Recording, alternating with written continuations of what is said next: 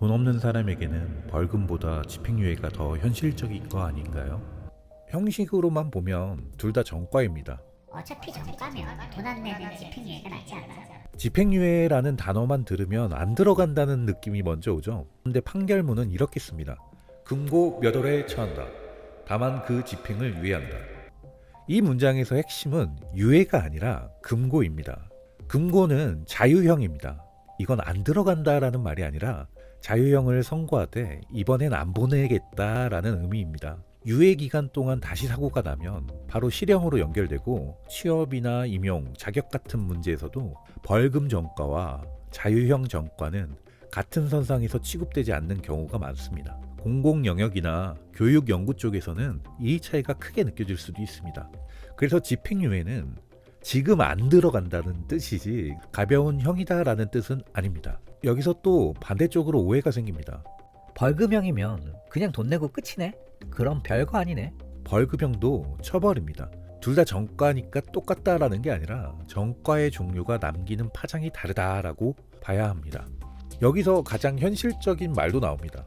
돈 없으면 벌금 못 내면 어떡해요? 벌금을 못 내면 노역장 유치로 이어질 수 있고 결과적으로 구금이 생길 수 있습니다. 그래서 이 주제는 오래전부터 논쟁이 있었고 지금도 계속 말이 나오는 지점입니다. 다만 여기서 중요한 건 하나입니다. 판결이 그 액수를 한 번에 당장 내라 로만 끝나는 건 아니라는 겁니다. 그럼 이런 질문이 나옵니다. 돈 없어서 결국 벌금을 못 내고 노역을 하게 된다면 금고 집행유예가 더 나은 선택 아닌가요? 이 질문 굉장히 현실적이죠. 여기서 중요한 건 이겁니다.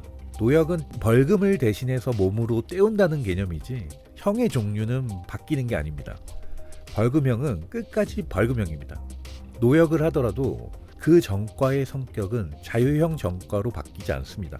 같은 사고라도 그 사람이 처한 경제 상황이 어떻게 자료로 설명되느냐에 따라 벌금 액수는 달라질 수 있습니다. 그리고 납부도 한 번에 내는 방식만 있는 게 아니라 나눠서 내거나 시간을 두고 내는 방식이 선택되기도 합니다.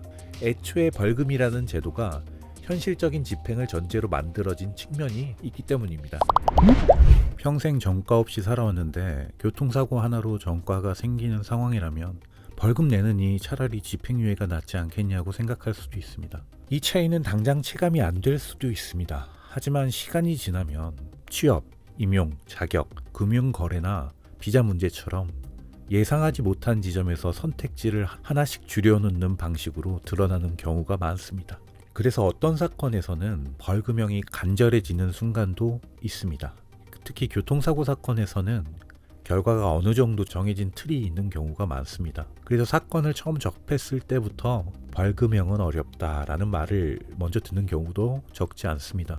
실제로 이기루 변호사의 사건 중에서는 사망사고임에도 벌금 1200만 원으로 끝난 사례가 있습니다. 금고형이 아니라 벌금형이 나온 이유는 단순하지 않습니다. 항상 처벌이 합리적이라고 말할 수는 없을지도 모릅니다. 하지만 분명한 건 하나입니다. 같은 사건이라도 어떻게 정리되느냐에 따라서 법원이 선택할 수 있는 결론은 달라집니다. 그리고 그 선택지를 재판부 앞에 올려놓는 것이 실력 있는 교통사고 전문 변호사의 역할입니다.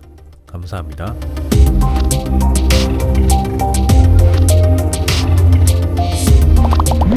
자, 오늘도 안전운전 하시고요. 혹시 사고가 발생한다면 본모법인 LKS 이기루 변호사 잊지 마시고요.